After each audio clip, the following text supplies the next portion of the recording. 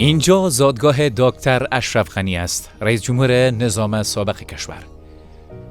دکتر اشرف غنی نام آشنا در سیاست کشور که بگو مگوهای زیادی در مورد آن وجود دارد. او در ولایت لوگر، ولسوالی محمد آقا و قریه سرخاب در 29 ثور سال 1328 هجری شمسی تولد شده است. شاید شنیده باشید که میگویند خانهای هر قریه از خود سرمایه زیادی دارند و پدر اشرف غنی هم یکی از خانهای منطقه سرخاب لوگر است که سرمایه از خود ساخته خویش را در آنجا دارد.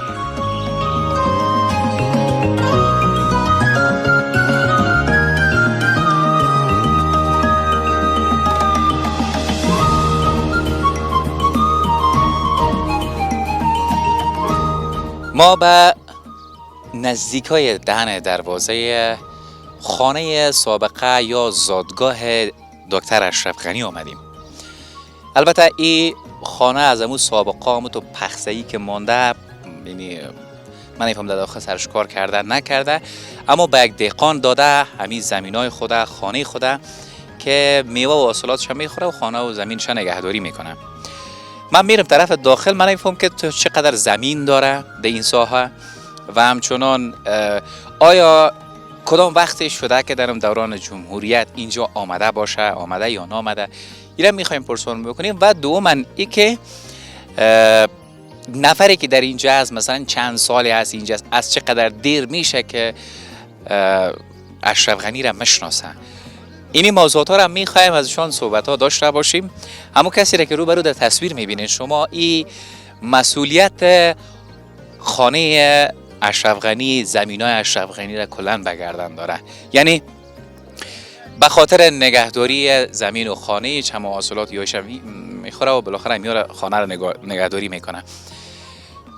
دیگه شما هم در تصویر میبینین خانه همون تو گلیس پخسه‌ای دیگه در سمت‌های اطرافا که معمولاً برید دیوالا به این شکل پخسه‌ای است. ما همراه خود آجی صاحب داخل هم میریم، حرفایی می داشته باشیم که آمده یا نامده ایه. السلام علیکم.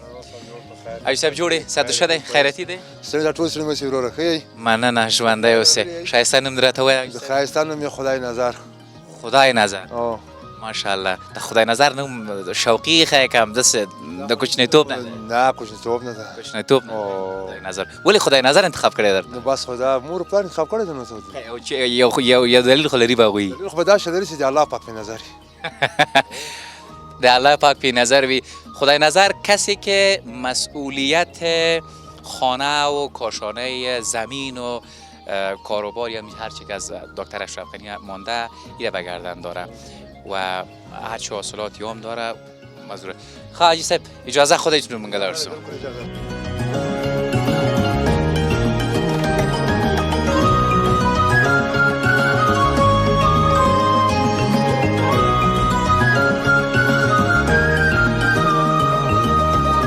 حاجی صاحب اوس دا وایي چې د کور کې څه تغییرات در راوستی او که نه؟ تقریبا دغه راوستی د کوټې مې جوړې کړي دي.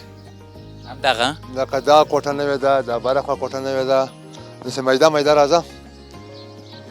منگه مخکې زو میگه دو خانه را اینجا نو جور کردن، یکی اینی است یکی هم اون طرف نشان داد، بیشتر شما تصویر دیدینش، دو جایی یا نو جور کردن. لا مخکینی کورونه کوټه د سپاته ده که نه؟ پاسه د درې پاسه نور خو نه دي پاسه. دوه درې کوټې. او نور خو ګډې سوي دي، نور خو انقلاب پې تېر سوی دی، د روسانو انقلاب تېر سوی دی، چې کمزور انقلاب نه دی پې تېر سوی. څو کاله کېږي چې دلته یې؟ یاره 20 کاله به کېږي یا 25 کاله. 20 کاله 25 او 20-25 سال میشه که در اینجاست. اشرف غنی څنګه پیژنې ته؟ اشرف غنی خو داسې پیژنم چې اکا زوی م یو ده، بادارم بل و. د کاکا زوی ده؟ او موږ د اکا زمانې سره دښمنان خو این بچه کاکای اشرف غنی هست. من خو نه یې سره. بیا مثلا کله ورسره کله مثلا هلته مخکې حکومت ما ورسره کېناستلم او خدای دې ته نه راته. هغه نه راته؟ او د ګرځې په وخت کې راته. څو ځلې راغلی دلته؟ ډېر وخت 10 ځلې راغلی. 10 پیره میشه که اینجا کله چې راته بیا کوم هلته کېناسته ځای مشخص ورته که نه؟ مشخص خالي باغ مې جوړ کړی و، هغه بیا ګډ سو. همالته مې جوړ کړی، جام جوړ کړی و، ما سوري جوړ کړی، همالته کېناستې. اوس مخکې لاړ شو، ما میریم پیشتر خانهایی که از همون سابق مانده او را هم میبینیم. نور حتما د خپل کاکا په اړه معلومات راکړي، مثلا د اشرف غني پلار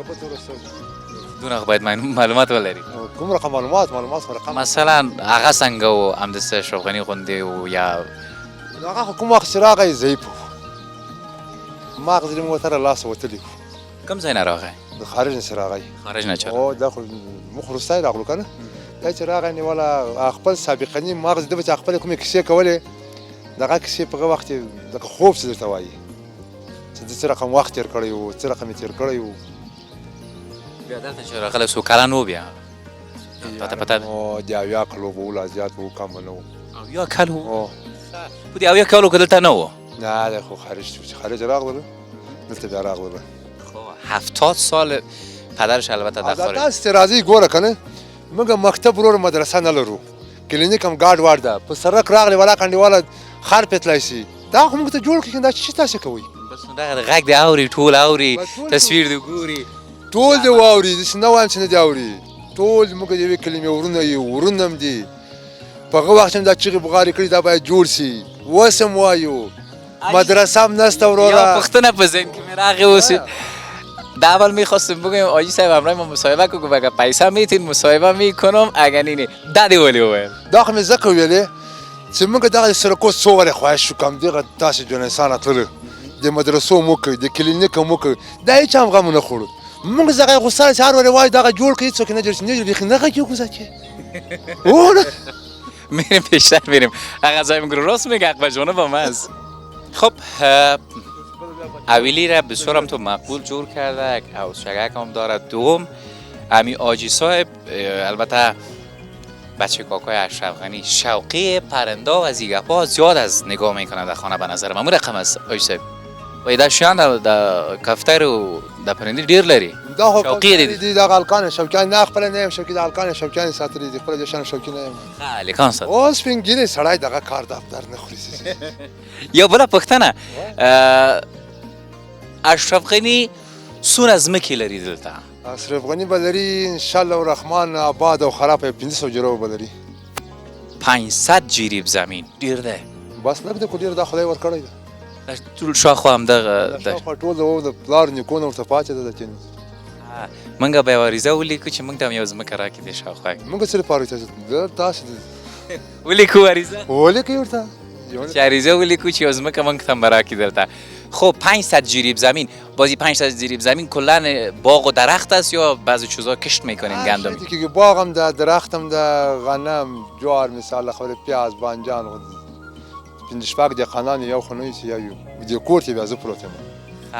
5-6 دانه دهقان نگاه کرده 500 جریب زمین هست که در جریانش زیادترشان باغای است که میوه داره زیادترشان زمینای هستن که کشت میکنن. اما خب خیلی کجا میریم حالا ما خودت؟ خب میگن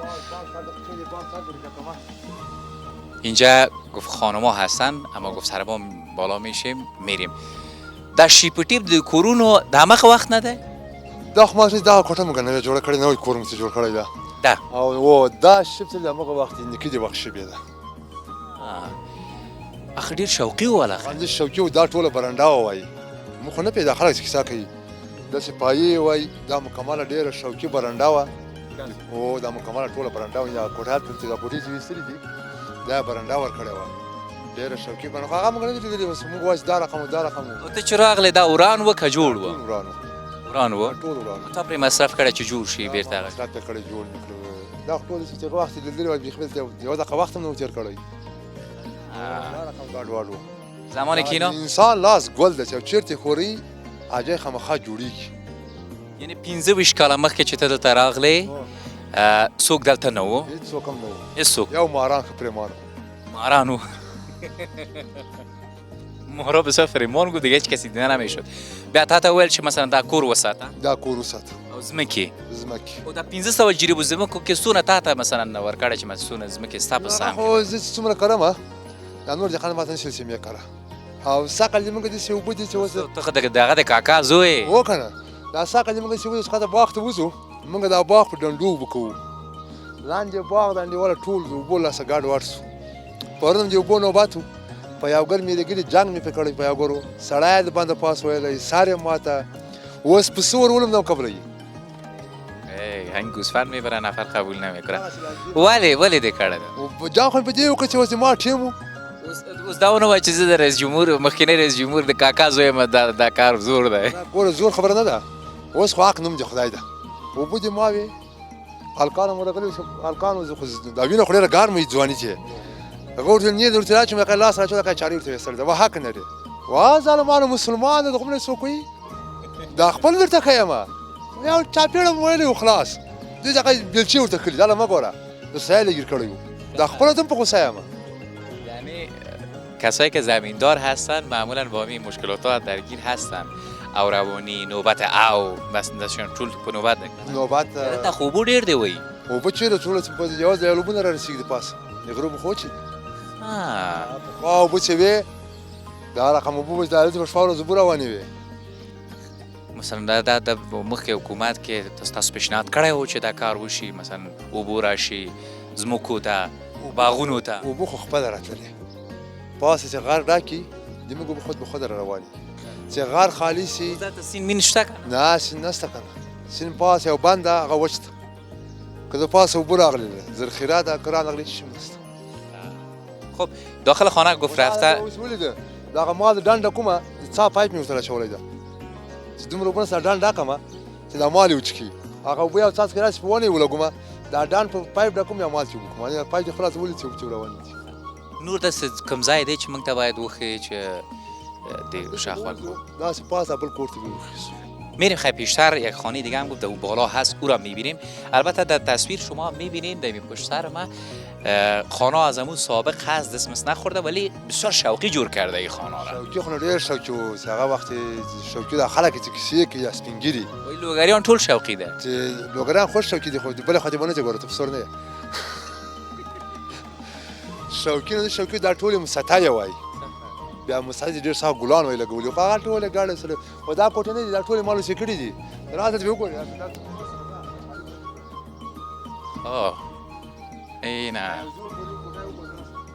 اینه یک خانه را میتونیم دیده تازه ما پټه کړې ده وای نو راخ کړی کنه وا مېړوله ټولې ګاډې ورته جوړ او بل هم دغه څه کړه بل هم کړه دا بل هم کړ ټولې مې واړولې خلول ټولې ګاډې وې ورته درګي خپل ورته واچول پټې مې خپل شپه ورځ ته روزه کیسه در بس بلا کوټې ته بریم خانه دیگر را میبینیم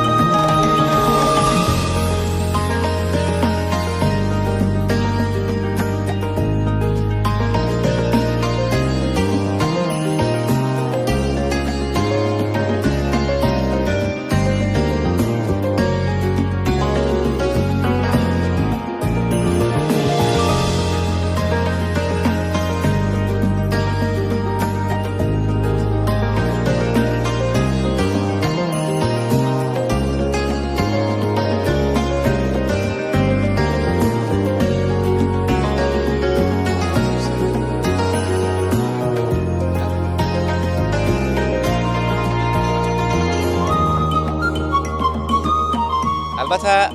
خانه را که گفت بالا هست که از مسابقه هم مانده میریم داخل خانه را میبینیم این بیرون حویلیش به نظرم رای دیگه هست یا خانه هست که هم تو کلانتر بوده جدا ساختن چه رقم وارم باز پرسان میکنیم اما حالا ما میریم پیشتر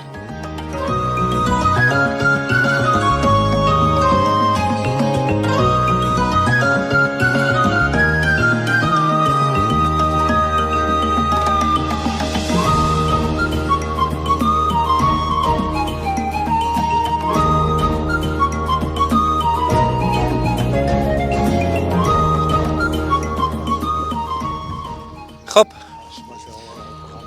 ما آمدیم در یه مربوط همو حویلی میشه چون گفتن بچه های کاکایی ها بودن به خاطر فضا را با سر ساخته بودن این دیوالی که در وسط دیده میشه به احتمال زیاد نو ساخت هست اما این دیوالایی که اینجا پخسه پشت سر دیده میشه از سرطاقش هم معلوم میشه که از بسیار دیرای پیش ماندنی سو کالکی چی دیدیم در سورانده داخه یعنی دا خو دې در واخه یاره ویدیو به وصلی او څلوېښت کاله څلوېښت کاله یعنی 40 سال میشه که خانه به این شکل هست تو خرابه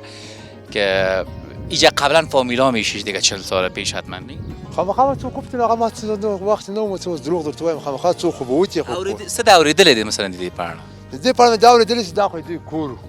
دهقانان به وتې حقیقت خواته یې کنډوالي غوندې هغه ګاډي چې هغلته یې دهقانان وو داسې بعضې موټر چې ولاړ ده هغلته ټولې کوټې وې کورونه وو بیا هغه داسې کنډوالي دوی هواره کړه جای هوار تخت کړم دا یو کور یې خوشې کړ اکثر ځمکې شوې که نه نه غوښتل بېرته کور ته جوړ کړي دلته اوس ګوره کار شروع کړی ده اوس دا خاورې ما راچولې ده دیوالونه ټول ټیټ کړل ده دا کور هم بېرته جوړېږي ته خپله جوړوې نه نه یو بل نفر د هغه یې جوړوي هغه هم دهقان دی هغه اوس په حساب ناظر د جغفور نومېږي او یو بشیر دی او هغه دا بېرته غواړي چې جوړ کړي دا کنډونه وتپي دلته یو تعمیر جوړ کړي فرد میلمه قرار است میگه اینجا بازسازی شب حاج ناظر کسی که نمایندهش یا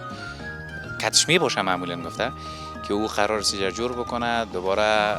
مهمان نوازی بکنه نموده مهمانخانه جوړوي یو پوښتنه زما په ذهن کې راغی مثلا دا و دهقانه ده مثلا 1500 جریب ځمکه ده چې په دې کې باغونه هم دي مثلا اکثر د ځمکې دي چې مثلا پکې کښت کېږي که نه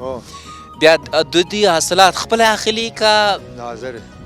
ناظر ته ورکوي ناظر ته ورکوم ته خپل هم ناظر ته ورکوي زه خپل هم ناظر ته ورکوم نو دا ناظر به چیرته پیدا ناظر به په کابل کې ګوري کابل ته به یعنی یک نفر ناظر داره یا حاصلات از ایره که میگیره از اینجا ایره روان میکنن و ناظر بیا تاسو سهم ورکوي بیرته او خپل سهم خو موږ خپل راکوي دوی سهم اخلي که ته خپل جدا کوي درته بیله حضور نه کله دی راځي کله ځي هغه مشکل نشته هر کال در نه مثلا هر کار او حق نوم دی خدای د خپله کې سپاره خپله که اخلو اونمو سهم خدا میگه خودمون میگیریم همینجا که من هستم بخشی عزیز البته بخش کمره همراه ما در پشت سر بخشی قسمتی هست که باغای بسیار خوبی هست که من میالا بهتون در تصویر نشونش میدم حتما بیننده باشین خیلی مخکلار سو آقا باغون چرا ولت کومده پیش میریم که باغ میگه پیشتر هست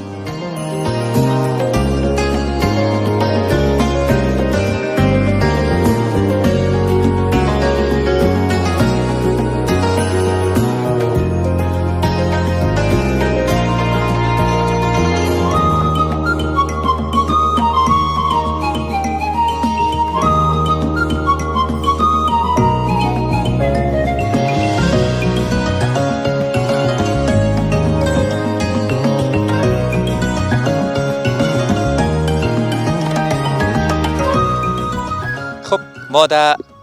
اینجا که رسیدیم متوجه یک قبر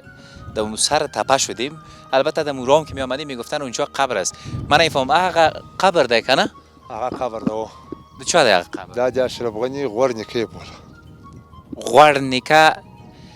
پدرکلان خب او قبر پدرکلان اشرف غنی است که در تصویر میبینینش باز قبر خود پدر اشرف غنی کجا هست؟ کابل در کابل هست؟ یعنی رفتی دیدی در کدام قسمت کابل هست؟ ما اصلا کابل قصه معلوم نه ایز نه تله؟ نه کابل تو دروغ در تو هم نه مرغله و دستی چې دا خوندور ځای دی خو هلته هم بیا خوندور موټرې ګرځي و ډېرې مې لیدلي دي خو کابل ته مې خوند نه راکړی دا قاري ساستان ټول جنکۍ چې اوس لاړ سو هغه باغونه چې تا راته وویل چې باغونه دي د زردالو د سیب دی نو مړه ورته وایي که نه هغه به وګورو البته اینجا ما که طرف روان هستیم تصویرم ببینین پشت سر باغ‌های زردالو و سیب هست که مربوط خود اشرف غنی میشه اما آجی صاحب او را او میته و حاصلاتش هم میگیره و گفته خودش بعدش به ناظر میبره هم دست دیگه در طرفشه ای دیگه در این زاویه که من استفاده هستم پشت سر مکمل باغ‌ها هست این باغ‌های هست که مربوط اشرف غنی میشه اما مسئولیت نگهداریش آبش و حاصلاتش مکمل آجی صاحب داره متأکد است چه حاصلات میکنه این حاصلات ساقل خدا ټول لازر پزر دالم نست هر سال چقدر میشد یا دال بیخن دی ولکه یخی وی هوا که یخ باشه خوراکم نو ساقه جریب تی لازر پینه پاسر تخکاریږي